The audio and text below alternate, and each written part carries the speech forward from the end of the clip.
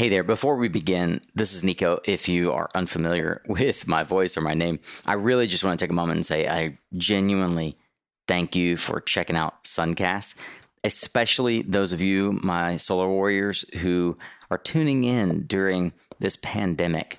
You know, I can't appreciate enough that you're taking time out of your day to listen to the show.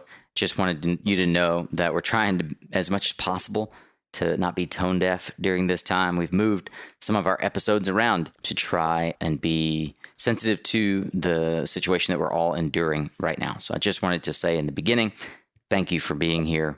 And I am really, truly grateful for you. Hope that you will continue to support SunCast. And you can do that first and foremost by showing up. Hey there, Solar Warriors. I'm Nico Johnson, and this is SunCast.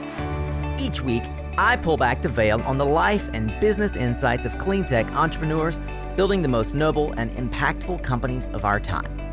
I hope what you learn from this conversation is a catalyst for your own growth. So thanks for tuning in, and welcome to our tribe.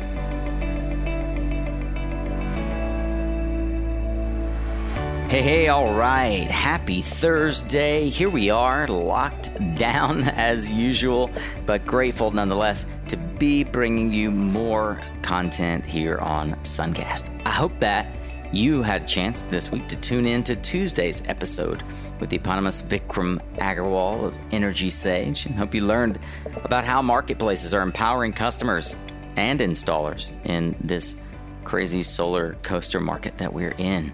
Hey, did anybody else see my LinkedIn Live yesterday? I did an hour-long session with last week's guest, Pamela Wagner, answering all of your questions about how to leverage paid media and Google AdWords, and why right now is a great time to jump into it. If you missed it, make sure that you are following me on LinkedIn, and you'll get notified the next time I do go live, which happens to be tomorrow. Today's entrepreneur is a founder that I've gotten to know over the last 6 months. And we also recently hosted a LinkedIn Live as well, Mr. John Powers. If that name sounds familiar and you're thinking of John Powers from Clean Capital, well, I've got news for you. There's more than one innovative CEO in solar named John Powers. I couldn't be more grateful for the Extensible Energy team and John and Tor, and how they have really stepped up and supported SunCast. They help make sure that this show arrives to your ears for free each and every week, and have done so for the last 6 months. And we're really, truly grateful for that. I want to have a chance, therefore, to give you some insight into this company, Extensible. And it's worth noting that this is an episode I gladly am having with John, not because they're a sponsor, but because I genuinely believe that they have a great company, a great product, and that John's story as a founder is one that we can all learn from. He's the founder of this cutting-edge software company that I've been mentioning. It's taking on the challenge of helping C&I projects get the most value out of their solar and efficiency measures. You know, the commercial solar industry has always been next year's market. Can I get an amen? And it always seems rife with problems. As we know, though, problems, well, that's an entrepreneur's opportunity. Listen in today as John and I go deep into the ecosystems that they inhabit, and you can hear some of his controversial views, especially around storage. I particularly found deep value in John's retelling of how they funded the company and how they went into product development. You know, that segment alone is podcast gold, so please do listen all the way through today. John's a true innovator, and that's why I'm proud that they've partnered with us, not only here on the podcast, but also for our upcoming SunCast Summit, which is coming live on Earth Day. Let's celebrate Earth Day together. To learn more, check out suncastsummit.com, and we look forward to seeing you in virtual life on April 22nd. Now, for now, get ready to tune up your skills, Solar Warrior, as we tune in to another powerful conversation here on SunCast. All right, Solar Warriors, today is going to be a fun ride if you've been paying attention to how the solar industry has been evolving. And for those of us who've been in it long enough, you see that what's happening with energy storage these days mirrors a lot of what's happening with how solar panels evolved in our solar industry at large. However, one of the untold stories, and one that we'll dig into today, is about ways that you can actually give your customers a quantum leap in efficiency and effectiveness without having to glom onto, as I'll say, the story at a macro level that solar plus storage is the way to go. We're going to talk about what are all of the inputs that you want to consider as you help your customers deliver the maximum energy efficiency and transition away from their current way of thinking about using energy. With that, I'd like to introduce today's guest, John Powers, who's the CEO and founder of Extensible Energy. John is an energy consultant, an energy economist, and a serial entrepreneur with more than 3 decades of experience in technology development for energy markets. He's worked across a slew of different aspects of this industry, has an incredible story and a stellar team, and I can't wait to unpack it here on SunCast today. John, thanks for joining us on SunCast. It is a pleasure to be with you, Nico. Indeed, man, indeed. And I just want to give a shout out and a hat tip to our mutual friend, Tor Valenza, who connected us and insisted that you join us here on SunCast. Tor is on the bleeding edge of what's happening in this industry, and I, along with many others, trust his opinion. And having gotten to spend some time better understanding your company, I can definitely see why he thinks highly of you. So I'm glad to be able to bring your perspective to those who maybe don't know anything about Extensible, but also to those perhaps who don't know who you are and in the broader scheme of sort of what's happening there in the Bay Area. So John, with that, I'd like to ask, as we tiptoe into what has been a pretty broad and impactful career already, your first exposure into clean energy, maybe even go back as far as how you even got exposed to the energy sector writ large, and how you decided that what you're doing now is how you wanted to focus your career. Yeah. So, I have been in the energy industry for most of my adult life. My first job out of college was actually with Portland General Electric in the rates department there. So I learned a lot about how the electricity markets work, how utilities set tariffs. Just became fascinated with the question of how customers use energy and how they make energy-related decisions. Those questions have kind of guided me through being a consultant, as you mentioned, but also being a serial entrepreneur on the software side of this business. So we did some work with a company called Energy Interactive that actually was designed to present back commercial and industrial customers how they were using energy and how they could improve that usage to save money on their bills, to be more energy efficient, and to save on peak demand, which we'll get into in a little bit. That company was really where a lot of the ideas we're working on now got started. But that was, for those who are unfamiliar and haven't taken a glance at your LinkedIn portfolio, we're talking about nearly 25 years back. 1997 was the beginning of, for many of us, sort of the internet boom and the internet bubble. But what I hear you talking about is type of a business model that is not unlike O-Powers of today. Is that accurate? That's right. We were probably among the very first software as a service B2B businesses on the internet. We were serving up energy usage patterns for utilities to deliver to their large commercial and industrial customers. And that was pretty innovative in the late 90s. It was innovative enough that actually ABB, the European conglomerate, bought us out, and I worked there for some years as well in expanding that product line to go international and to reach a far larger number of commercial and industrial accounts. So that product lives on to this day. ABB sold it, and it now is part of Schneider Electric. But there's a product called Energy Profiler Online that's used by literally hundreds of thousands of commercial and industrial customers to this day. Now, help me understand why a company like ABB or even Schneider would want to own that product, why they're the logical exit partner for you on a product like that. There was a lot of, I'll call it enthusiasm in the sort of 2000 timeframe for hardware companies to get into software. ABB already had a significant software practice in wholesale markets. They were serving independent system operators and the rest around the world at that time, but they wanted to move more into being able to serve utilities and their customers, not just the large central markets.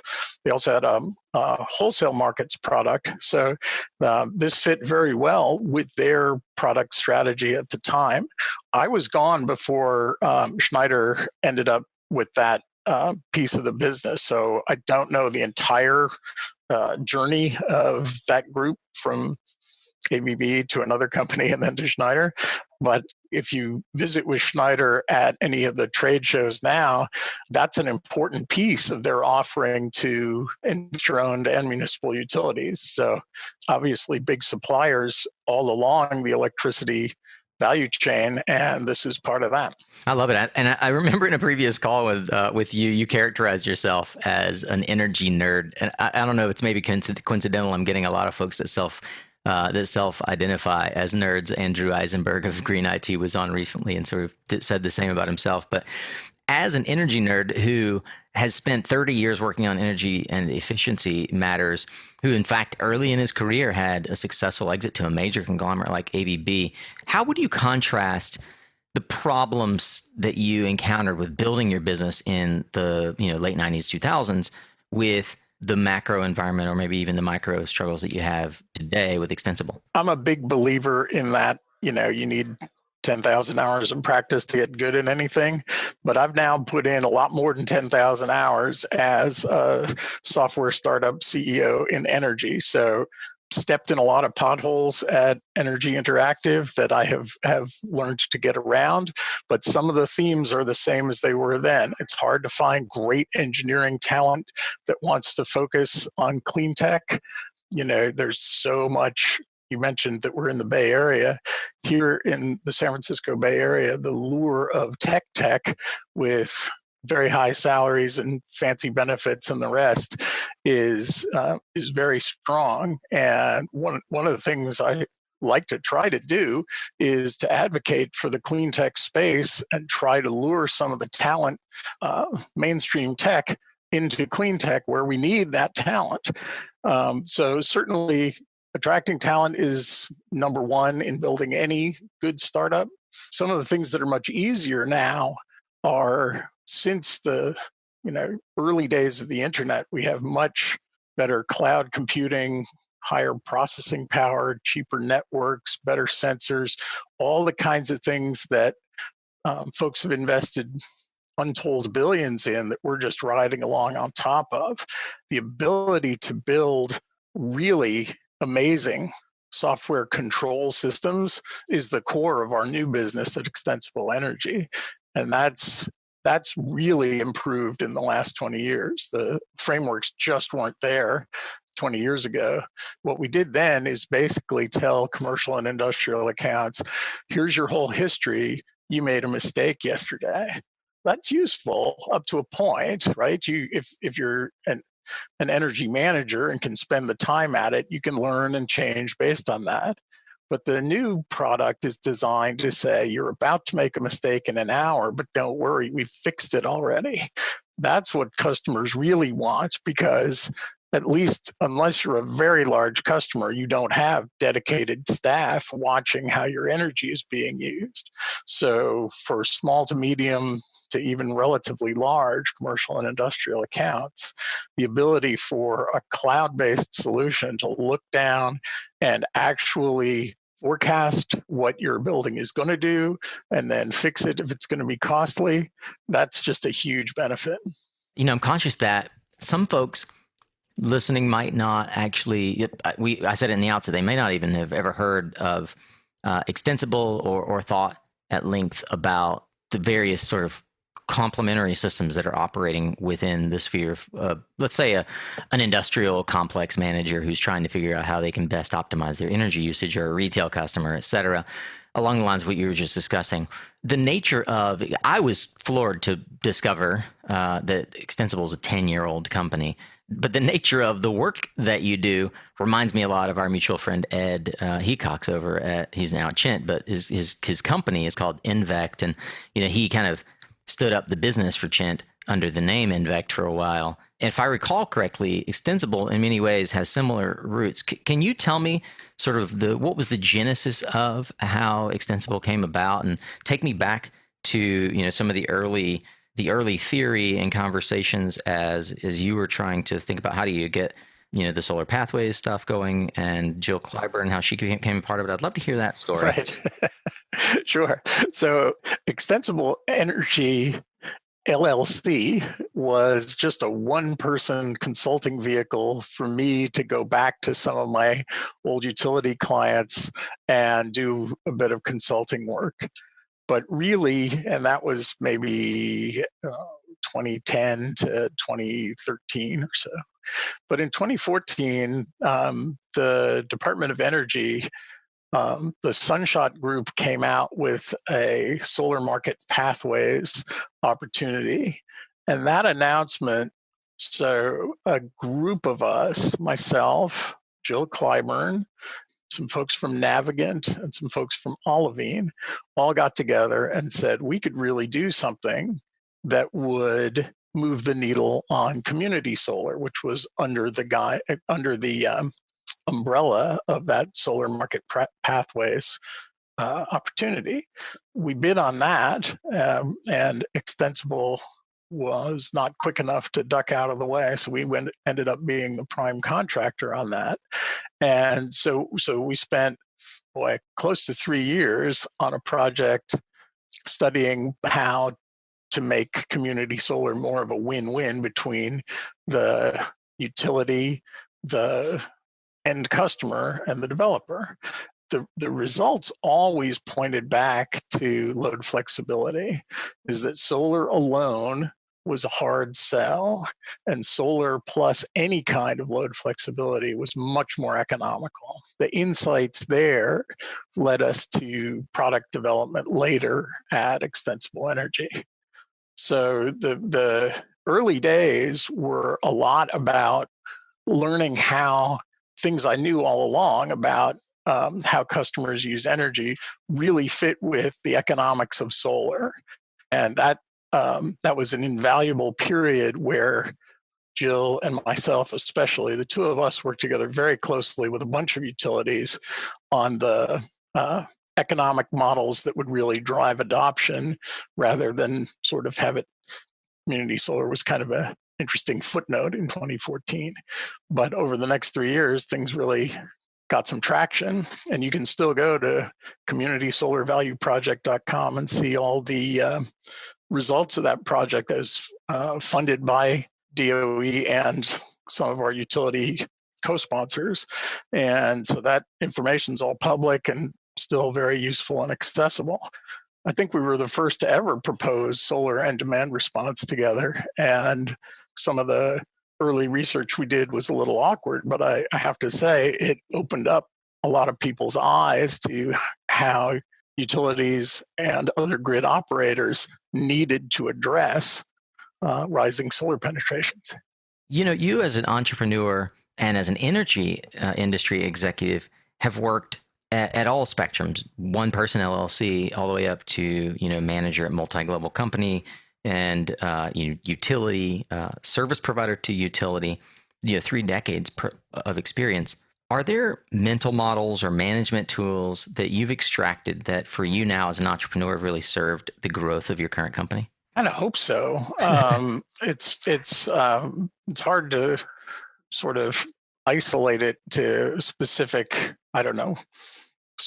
lessons learned. Mm-hmm. I would say that with respect to what we're doing now, I think we've learned that really focusing on the end customer, even though, I've been supported well by working with utilities and other providers, I think the end customer, anything that you build has to work well for them and deliver value for them. So I think we've put a lot more emphasis at Extensible Energy on the economic benefits delivered directly to the end customer than at any other point in my career. So I think that's maybe obvious to some folks, but I think the end customer for solar and our software has to be the one where most of the benefits are derived. So that's not like, for example, a demand response program where the utility is getting most of the value from load flexibility. The customers can derive tremendous value from it. And in our case now at Extensible Energy, any utility program participation is way down the road. Yeah. We're not targeting that at all. We're targeting helping the customer integrate their solar with their own energy usage patterns for much, much greater savings than solar alone. So that's actually a good entree for those who maybe are unfamiliar. How do you characterize the problem that you're solving with Extensible today? Pretty simply, solar is a great technology for saving energy, but not demand. One cloud can ruin your whole month. Let's think about for a minute how demand charges are calculated. You and I pay for kilowatt hours at home. If we put solar behind the meter, solar at a minimum substitutes for the kilowatt hours used one for one. Now, a commercial building might pay up to half of their electricity bill on what's called a demand charge. That's based on the highest usage, 15 minutes of the entire month. Think about it. The commercial buildings are paying half their bill for the worst operating mistake they make every month. So that's a huge opportunity for anybody who can help control those mistakes. Solar is not particularly good at assessing what time the building's maximum usage will be. Combining solar with load flexibility software delivers demand charge management, time of use arbitrage, all the things we hear about from battery storage vendors. But the low-hanging fruit is in the usage of end uses in the building that can be flexible. We treat buildings as though all the load is just the load, and we have to meet that load. Well, that's leaving a lot of easy load flexibility on the table. We'll get into some examples in a minute, but that's the problem we see is that solar saves energy only, and customers want to save money, and that means saving energy and demand. You've mentioned a couple times the term that I want to make sure we disambiguate for folks, because if you're not particularly like in the sort of in the energy audit world necessarily, the idea of load flexibility may not directly resonate. Can you help me sort of unpack that and why that's important for the kind of customer that you're targeting? Yeah, absolutely. So when I talk about flexible loads, especially in commercial buildings, we're talking about anything that you need to use it, but the timing doesn't matter. So that could be a battery behind the meter. That could be, for example, car chargers behind the meter. But in most commercial buildings today, the most common flexible end use is heating and cooling. Nobody cares when the compressors run. They only care that it's comfortable inside. So that's a lot of energy that can be timed differently. We're, I think, the only company that it's out there saying after you have solar on a building, you should use energy differently. So the timing of your net energy use is what determines your bill. Why wouldn't you time it better?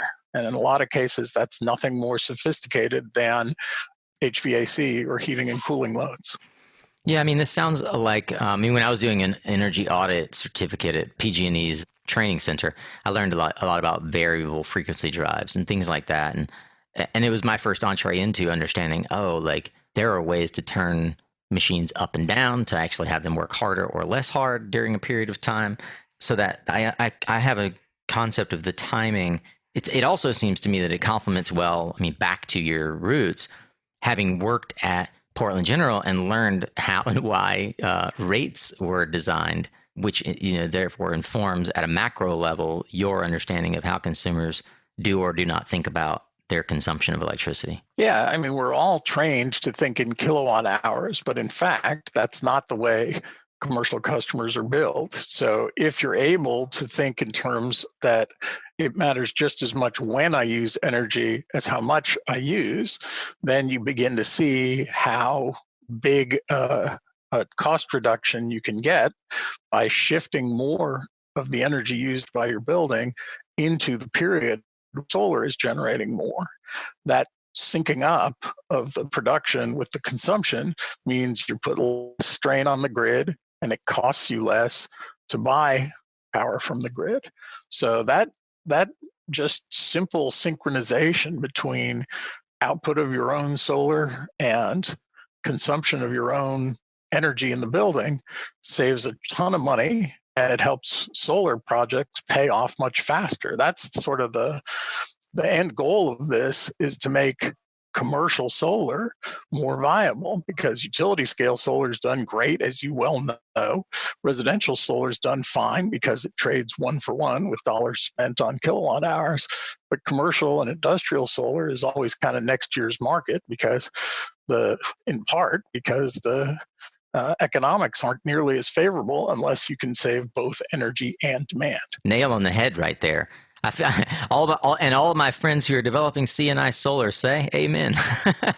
I just want to pull back a piece here, a layer of the onion, that if you read PV Magazine or Green Tech Media, or heck, any of the prevailing sort of media outlets today, the thing that we're shouting from the mountaintops is solar plus storage. And this is heralded by STEM, Green Charge Networks, Tesla. Geez, practically anybody that's involved in storage these days have said, if you're having a problem managing your load, you should really consider batteries and load shifting, not load flexibility. So I don't hear that coming from you. Yeah, I mean, it's two ways to address the same problem for sure. And I'm a big fan of batteries. I drive a battery to work every day. Shout out to Chevy Bolt. And, batteries are a huge part of modern utility distributed storage. So if you think about megawatt hour scale batteries at substations, that's going to be a very important part of how the grid becomes more resilient. But if you think about a battery behind the meter, every single site needs its own master electrician and permitting and fire suppression and space in the building. And pretty soon, a lot of costs that are not even associated with lithiums or ions get piled on.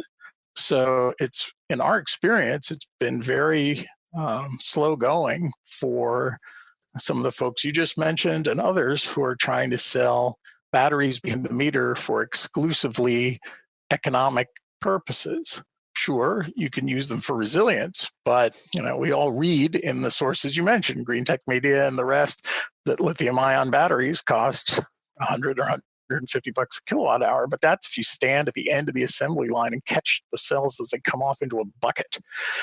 And they're installed in a commercial building. To this day, the prices are more like $1,000 a kilowatt hour. So that means if lithium ion is free, it's still going to be $850 a kilowatt hour when it's installed in a commercial building. That's a very high cost compared to taking advantage of the inherent flexibility in the equipment that's already there.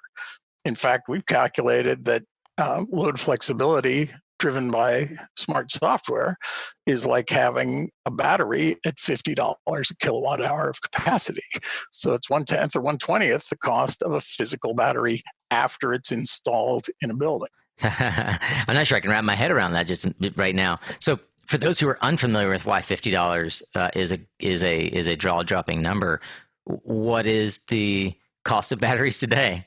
Yeah, so the cost of batteries today after installation in a building is, you can get quotes for $500 or $600, but I've never seen it actually done for less than about $1,000 a kilowatt hour installed. And that's why we're targeting something that advocates picking the low-hanging fruit first. There's plenty of places where a battery might make sense down the road, but not until you've first done the easy work of taking out the big spikes that come from operating mistakes and from the fact that solar has now just dug out a lot of the load shape in the middle of the day. And if you're able to handle the stuff on the ends without a battery, let's start there. I used this analogy before when we were chatting, but it seems to me like if I wanted to use a common phrase that folks are familiar with, the old adage for recycling, which is reduce, reuse, recycle. Recycle's at the end. We're trying to stick batteries in the beginning where there's a reduce phase. You're saying, wait, batteries actually are not a terrible technology. And just like we need recycling, we need batteries, but there's a bunch of things you can do before that.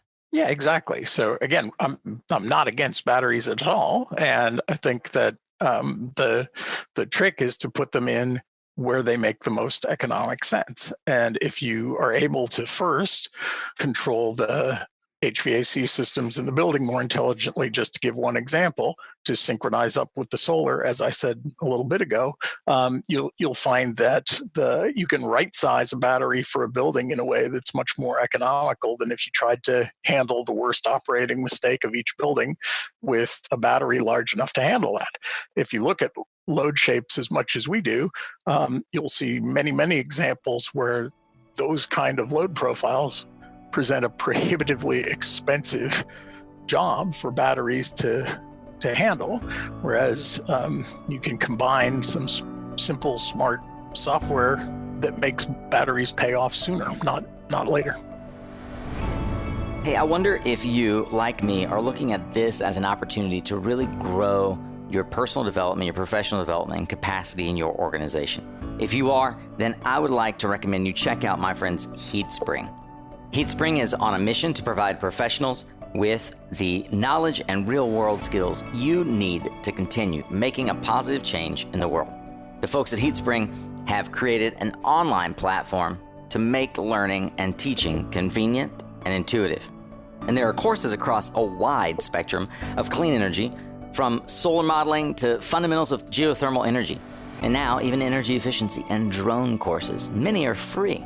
You can learn from industry thought leaders like Sean White, Ryan Mayfield, Glenna Wiseman, Adam Gurza, and many more. And with over 100 free courses, let's face it, and you've got hours of time on your hands right now, there's just never been a better time for you to go brush up on your skills, get your NABCEP certifications locked down.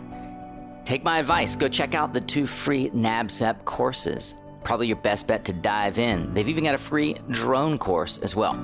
Check it all out at heatspring.com/SunCast. And for those last 2 courses that I mentioned, if you do /SunCast-NEC, you can check out the PB and 2020 NEC code training or SunCast-Drones. That's a free course on drones for solar. Check out heatspring.com. You won't regret it. Build capacity, improve your life. All right, Warriors. So you know that high demand charges can ruin a good commercial solar cell. But what if you could offer your clients 30% in demand charge savings at 1/10? That's right, 1/10 the cost of installing a battery. You can now do that with DemandX, a new demand charge reduction software from Extensible Energy. Check it out at extensibleenergy.com and read the 3 case studies on how DemandX significantly reduced demand charges and increased ROI without batteries. As a SunCast listener, you can also get a free demand charge analysis at extensibleenergy.com/SunCast. What do you have to lose? Crunch the numbers and see for yourself how Extensible Energy's inexpensive DemandX software is a win-win for you and your commercial solar clients.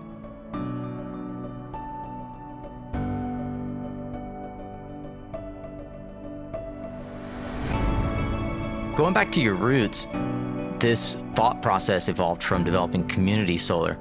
Help explain the community aspect, or maybe the ecosystem of how you conceptualize as the CEO of your company that your product, your business fits within the overarching ecosystem of what we're all about. It's just trying to get more solar and more clean energy into the world. The grid is changing, right? The grid is definitely changing from a centralized, one-way, dirty system to a clean, truly distributed network of resources. Distributed energy resources are more economical, more resilient, clearly the future of the grid. We think our part is related to matching loads to resources as more non-dispatchable or non-controllable resources come onto the grid, wind and solar in particular, the load side of the grid has to become more flexible in order to accommodate more solar resources. So our piece is to help make flexible resources accessible to the customer, is to help the customer take resources they didn't know were in their own building and turn them into load flexibility. So nothing is cheaper than storage somebody's already bought for you. The thermal mass of a commercial building is a huge battery, and we need to just acknowledge that and take advantage of that as we accommodate more and more solar behind the meter or in front of the meter.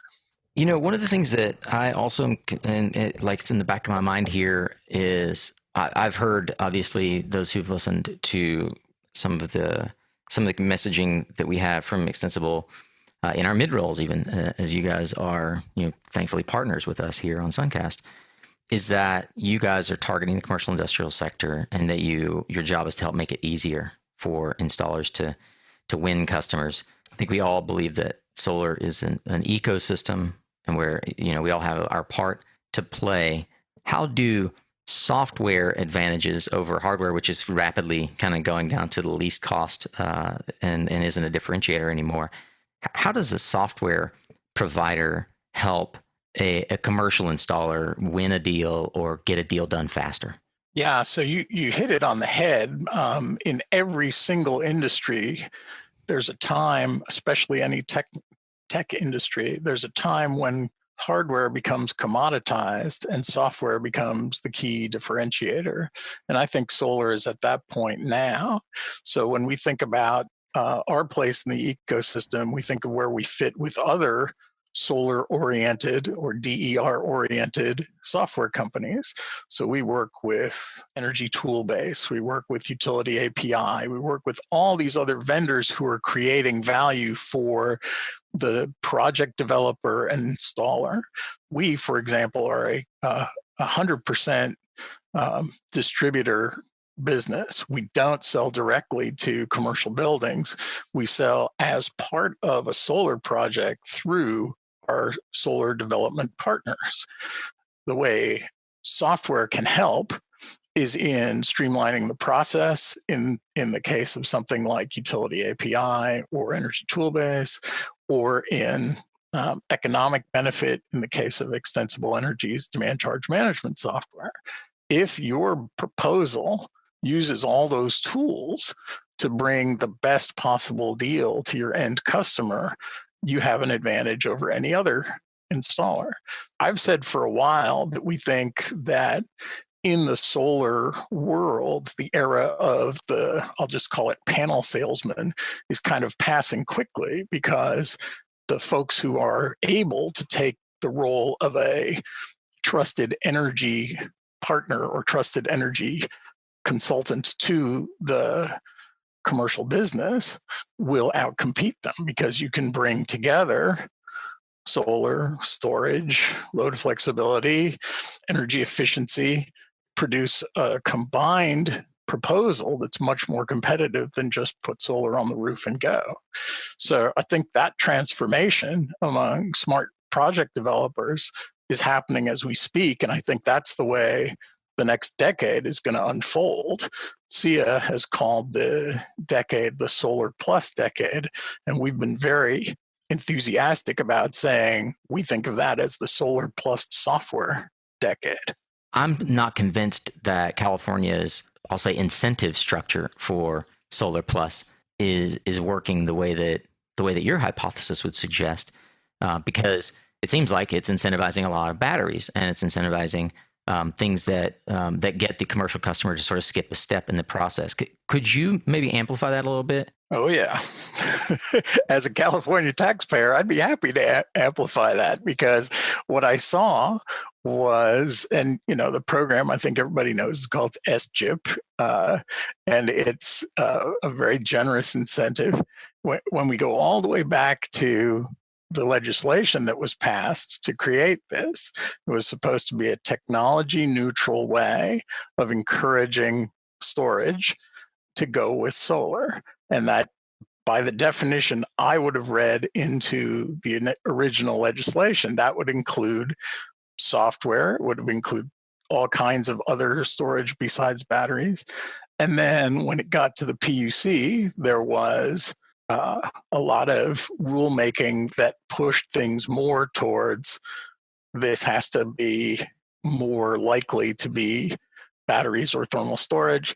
And then when it got to the utilities to actually implement, it had to have a rated capacity with, a nameplate on a battery that had a certain set of operating characteristics. So it went from a great idea, which is what can we do to make greater flexibility that accommodates more solar, to a specific implementation by the utilities that requires hardware, something that would hurt if you dropped it on your foot. So I think that the ideas were good from the beginning, but they have been directed in such a way as to heavily subsidize some of the least economical solutions while leaving some of the most economical solutions out in the cold.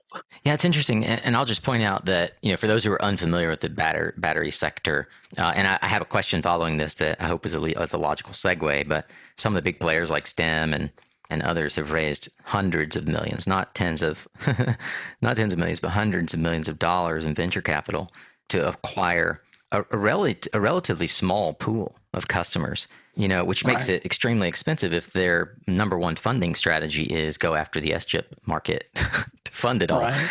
Which brings me to a question that I have for you. You're a software play, and one of the things that you mentioned early into the discussion was the grants that you've been able to acquire. Help me understand your philosophy as a CEO of a startup, how to raise capital and provide the best experience for your customers. And in particular, how instrumental was the grant to being a catalyst for launching this business? Yeah, really, we should talk about what I call the second grant. So we talked about the Community Solar Award, which was great, but we applied for what's called a Small Business Innovation Research, SBIR Award from the U.S. Department of Energy. And we got that in sometime in 2016 to work on what we were calling at that time solar load balancing software, which became the internals to our existing product. I have to say, and again, we'll give a shout out to the Solar Energy Technology Office at DOE, that in terms of taking a very risky prospective future technology that doesn't exist from a decent idea, proven working prototype in the field, the value of a DOE SBIR grant is incredible. So they break those into two phases. Phase one, you get 150,000 or so to do a proof of concept. And we did all of that as a simulation. Convinced us that we were onto something. And we applied for the phase two award, which is to build a working prototype and field tested in real world buildings.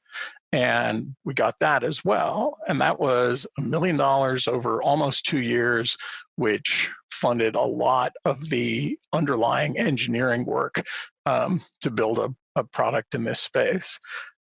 In terms of funding strategy for the company, there's no way any venture capitalist, angel investor, no matter how risk-taking, would fund that kind of 2 years of initial kind of prototype work. And so the DOE de-risked our business tremendously, and now we're in a much better position to raise money from capital markets, be it seed or Series A or whatever.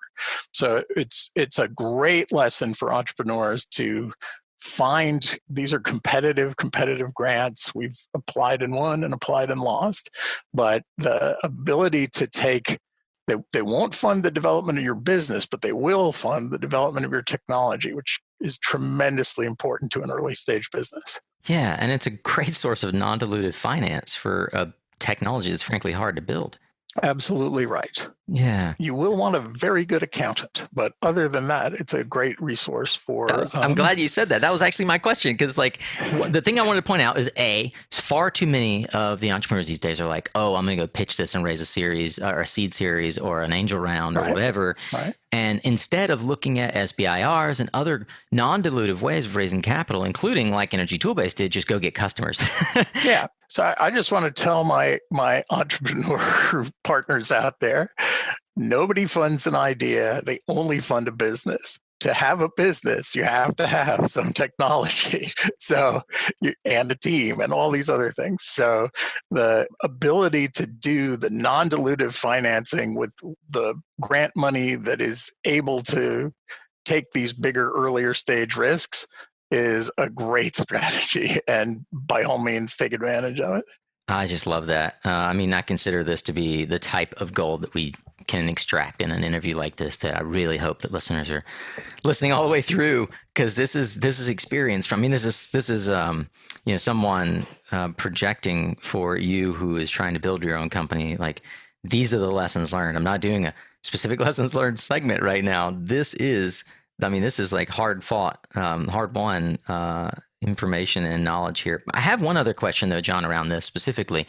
It seems like, I mean, this would scare the pants off of me because I'm not an engineer. I'm not a nerd. I'm not a math quant. And this seems like it requires a lot of heavy math. Who's doing the heavy lifting on the back end, and how do you as a CEO really conceptualize how to build that team out? Yeah. So, I mean, I've always espoused again, a great piece of entrepreneurial advice: go hire somebody smarter than you. So we have a great CTO in Ari Halberstadt. We have a great director of engineering in Keith Mosier. We have really great engineers on our team, so that I can focus more on the economics, the partnership model, the capital raise, all the things that aren't build out the core technology. So the team is everything at an early stage. And, I've been very, very impressed and, in fact, amazed at the progress our team has made together. I find that in my life and my career, some of the stuff that you're talking about has come to me, and this is one of the reasons why I created SunCast, through conversations like this with mentors where I ask these questions over a whiskey at SPI, right? It's just some of those things where I'm insatiably curious about this.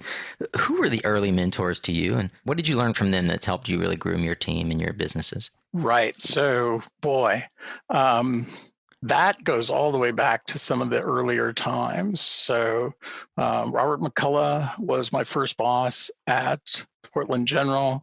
He is a brilliant energy economist and unbelievable experience working on a very tight team with him and some of the other folks at Portland General. Bruce Smith and Robert Ulaner at Quantum Consulting. I joined Quantum as a consultant while I was still in graduate school as the third person in a 3-person team. And we grew that up to well over 100 folks in over the next decade. So working with those guys every day really taught me to not be afraid of a little hard work, taught me to get out and talk to customers. One of the best salesmen I ever worked with used to say, "What are you all doing in here? The customers are out there." So, if ever you get too much in your head, go out and talk to other folks who are working in this industry. When we were testing all the ideas that I've talked about, we didn't just go and write a bunch of software. We went out and talked to commercial building managers, commercial solar developers, other folks in the commercial funding ecosystem. I'll give the example of Brian Biersick at Wonder Capital. I sat down for coffee with him in Boulder one morning, and he gave me this, what in retrospect is such an obvious insight, which is small to medium commercial buildings may have only half the floor space in the commercial sector, but they're 90% of the roof space. So at one level, right?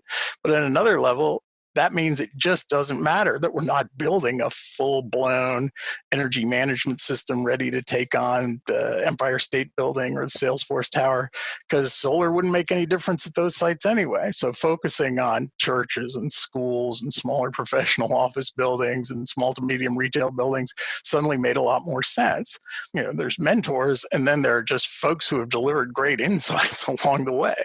I am in 100% agreement. We had Brian here on the show. The guy has a ton of insight about his customer base, and it speaks volumes for the wisdom that you bring into this on how to, as the leader of the company, how to aggregate, collate, and disseminate information to your team that matters, right? How to point them in the right directions, and that's where I think that a lot of folks kind of get in the early entrepreneurial journey, get a little bit tripped up, feeling like they have to be the savior or the hero rather than, the person that's the chief servant, right? Like, you're willing to go out and scrub the floors, which is sit down with Brian and ask hard questions and admit that you don't know. And I think that speaks a lot for your position as the CEO. You told me one time that you had given a ton of jobs to people out of Berkeley. What is that? Where does that come from? Yeah, that was just a great, again, I mentioned Bruce and Robert at Quantum Consulting. When we set up shop here in, the early 90s, the economy was not nearly booming the way it is now. And we were growing very quickly based on our, work in customer research and program evaluation for utilities. So we were able to hire some of the best and brightest who, being in downtown Berkeley, you're a walking distance away from a gold mine of talent. So we got very good at giving opportunities to folks and figuring out if they were a good fit for us.